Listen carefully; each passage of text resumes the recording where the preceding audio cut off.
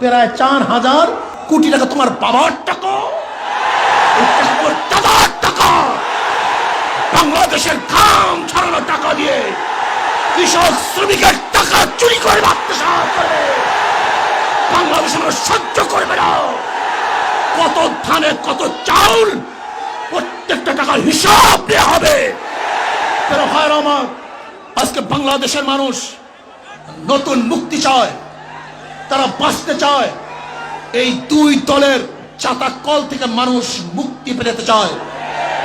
আমরা দেখেছি গত বিএনপির জনসভায় এখান থেকে বক্তারা বক্তব্য দিয়েছেন, যদি শয়তানের সাথে জোট করতে হয় তাহলে আমরা জোট করব, শয়তানের সাথেও যদি জোট করতে হয় আমরা জোট করব।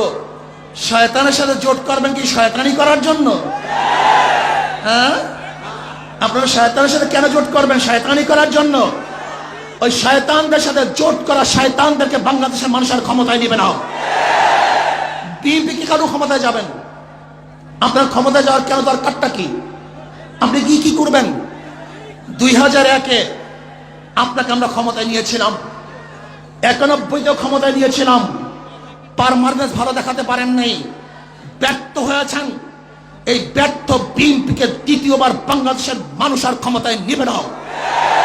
আর বর্তমানে আওয়ামী লীগের অবস্থা আমরা সবাই জানছি, দেখছি।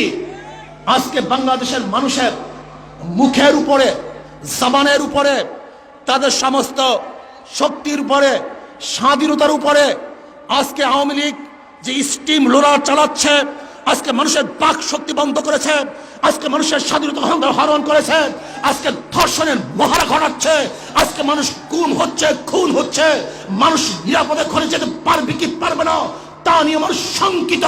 এই নির্যাতনের মধ্যে, জেলের মধ্যে আবদ্ধ আমরা থাকতে চাই না। বাংলাদেশের স্বাধীনতা করতে চাই, স্বাধীনতা বাঁচতে চাই। প্রিয় ভাইয়েরা আমার, প্রিয় বাংলাদেশের মানুষ, আজকে মানুষ সজাগ হয়েছে। আজকে মানুষ ওই বিদেশিদের গোলামি করবে না।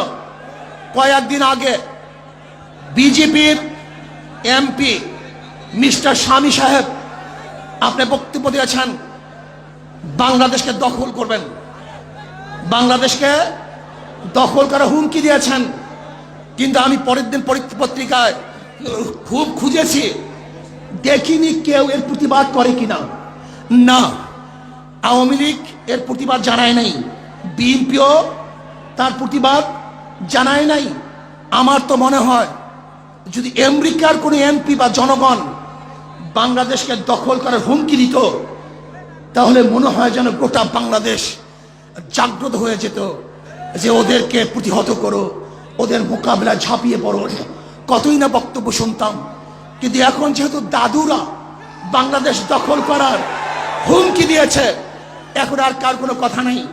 হ্যাঁ, আপনারা ভারতের গোলামি করতে পারেন, আপনারা ভারতের দালালি করতে পারেন, আপনারা ভারতের দিল্লির পাও চেটে ক্ষমতায় আসার স্বপ্ন দেখতে পারেন, কিন্তু এদেশের মানুষ ভারতের গোলামি করবে না, এদেশের মানুষ ভারতের দালালি করবে না।